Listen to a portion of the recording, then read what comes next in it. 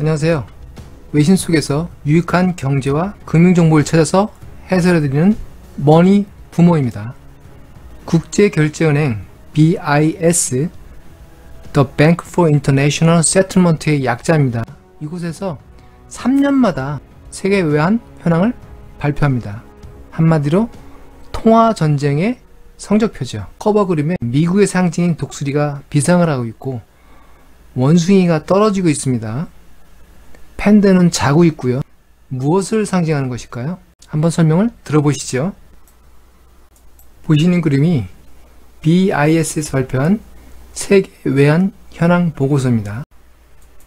보시는 것은 3년 전 대비 2019년 4월 전 세계 통화의 일평균 거래 비중입니다. 주요 국가들을 표시한 도표가 되겠습니다. 위에 붉은색이 2019년이고요. 밑에 청색이 3년 전 2016년입니다. 2019년 현재 미국 달러와의 비중 USD가 88%로 비중 1위를 계속 지키고 있습니다.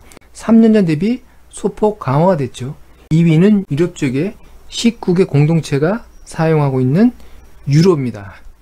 유로가 32.3%를 차지하고 있습니다. 3위는 일본 엔화 16.8%로 3년 전에 비해서 굉장히 급감을 했습니다. 이 내용은 따로 말씀을 드리겠습니다. EME는 이머징 마켓 통화를 전체 뭉뚱그려서 비중을 계산했는데요. 24.5%로 경제활동이 급격히 증가하면서 3년 전에 21% 대비 급격히 상승했습니다. GBP는 영국 파운드와 AUD는 호주 달러와 CAD는 캐나다 달러입니다. 그 다음이 CNY 중국 위안화인데요. 3년 전 4.0%에 비해서 0.3% 단지 늘어난 4.3% 비중입니다. 세계 2위의 경제 규모에 비해서는 위안화의 영향력이 아주 크게 미치지 못하고 있습니다.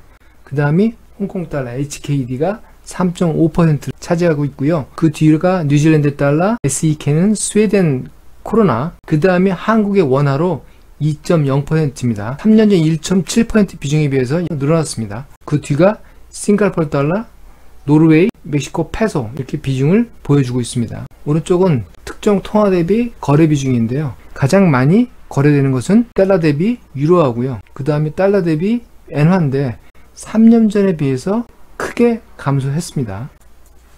전 세계 하루 외환 거래 평균액은 6.6조 달러입니다. 그 중에서 미국 달러가 가장 많이 거래돼서 1.8조 달러가 거래되고요. 그 다음에 유로와 엔화가 1조 달러 이상 조 단위로 거래되는 통화입니다. 거래되는 통화 지역별, 외환 시장별로 보면 영국이 압도적입니다. 3.6조 달러. 런던이 국제 금융시장으로서의 위상을 볼 수가 있습니다. 브렉시트에 의해서 영국 런던으로부터 외국 금융기관이 이탈될 위험이 있다고 하는데 영국에서 굉장히 긴장을 하고 있습니다. 노딜 브렉시트의 국제 금융시장 영향도 우려가 되고 있습니다. 보시는 것은 좀 어려울 수 있는데 통화의 거래 방법별 비중입니다. 세계시장에서 통화는 5가지 방법에 의해서 거래가 됩니다. 보시면 스팟, 아웃라이트 포워드, FX 스왑, 커런시 스왑, 옵션 앤 아더 프로덕트 이렇게 5가지로 구별이 되는데 가장 규모가 큰 것은 스팟과 FX 스왑입니다. 스팟은 현물 거래를 얘기하고요. 아웃라이트 포워드는 선도 거래를 얘기합니다. 지금 현재 정해진 환율로 미래의 통화를 받거나 주는 것이죠. 다음 FX 스왑, 커런시 스왑이 있는데요. 스왑이라는 것은 교환한다는 뜻이고요. FX 스왑은 지금 정해진 확률로 미래 계획된 날짜에 통화 원금을 교환하면서 그때까지 정해진 이자를 감안해서 교환하는 것입니다. 커런시 스왑은 지금 정해진 날짜에 미래 통화 원금을 교환을 하는데 정해진 날짜에 이자도 교환하는 것을 커런시 스왑이라고 합니다. 옵션은 통화를 대상으로 한 옵션을 얘기하고 기타 other products는 통화를 대상으로 한 금융상품들 거래들을 얘기합니다. 눈여겨볼 것은 스팟의 비중이 3% 이상 감소를 했습니다. 글로벌 경제 둔화에 영향이 반영된 것으로 추정이 됩니다. 이번 BIS 보고서에서 일본의 통화거래 비중이 급격하게 감소된 것을 볼 수가 있는데요. 거기에 대한 세부적인 내용입니다. 이번 통화거래는 2016년 일평균 3,990억 달러였는데요.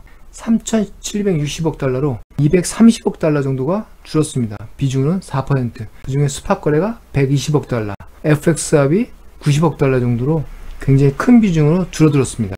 줄어든 원인으로는 이전 화면에서 설명드린 것처럼 미국 달러화의 거래가 축소된 것이 원인이고요. 2016년부터 일본은 마이너스 금리로 진입을 합니다. 영향이 반영된 것으로 추정이 됩니다.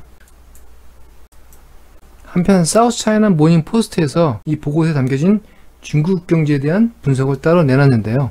이미 말씀드린 것처럼 중국은 일평균 세계경제 통화 거래의 비중이 4.0%에서 한년인 2019년 4월 4.3%로 한 0.3% 증가하는데 그쳤습니다. 중국의 유연한 국제 야심에는 크게 못 미친 성적인데요. 그러나 중국 본토의 외환 거래 금액은 1360억 달러로 2016년에 비해서 87% 증가했습니다. 지역별 외환 거래 순위는 2016년 13위에 비해서 8위로 크게 상승을 했습니다.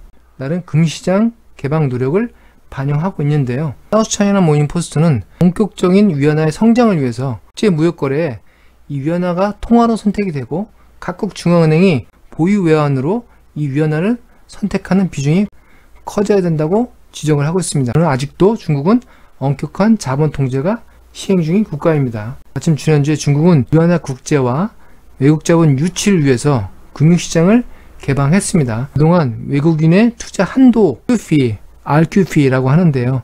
이 외국인 투자 한도를 전격적으로 철폐했습니다만, 그러나 그동안 외국인 투자 한도 전체 규모가 3천억 달러였는데 이 중에 3분의 1만 사용된 것을 감안하면 사실 이 시장 철폐 노력은 상징적인 의미밖에 없다고 사우스 차이나 모닝 포스트는 평가하고 있습니다. 이 중국 위안화 국제화의 가장 큰 걸림돌은 무엇보다도 변동 환율제입니다.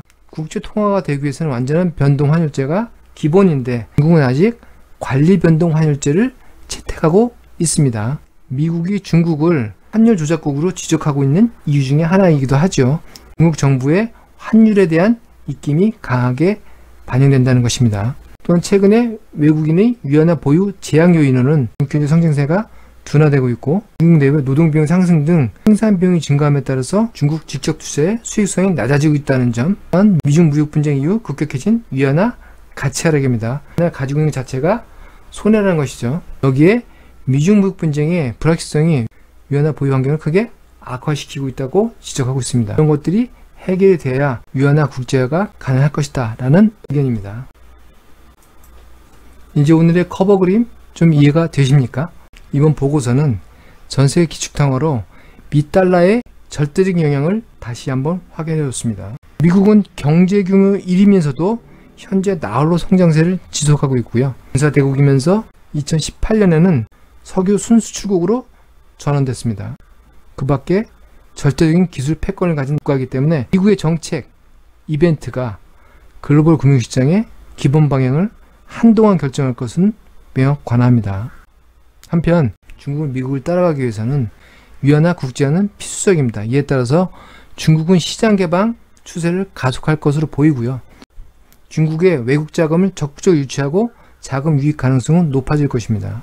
이에 따라서 중국의 증시나 금융시장은 영향을 받을 것입니다. 중국은 최근에 MSCI 신흥국 지수에 편입돼서 비중을 넓히고 있는데요. 각종 글로벌 신규 주세 편입으로 1조 달러 가까운 외국 자금이 중국으로 유입될 것으로 기대하고 있습니다. 이에 따라서 최근에 약세가 지속되어 온 중국 위안화는 강세로 전환될 가능성이 있고요. 중국 증시에는 지속적인 자금 유입 효과가 예상이 됩니다. 또 하나 관심 있게 보셔야 될 것은 홍콩입니다.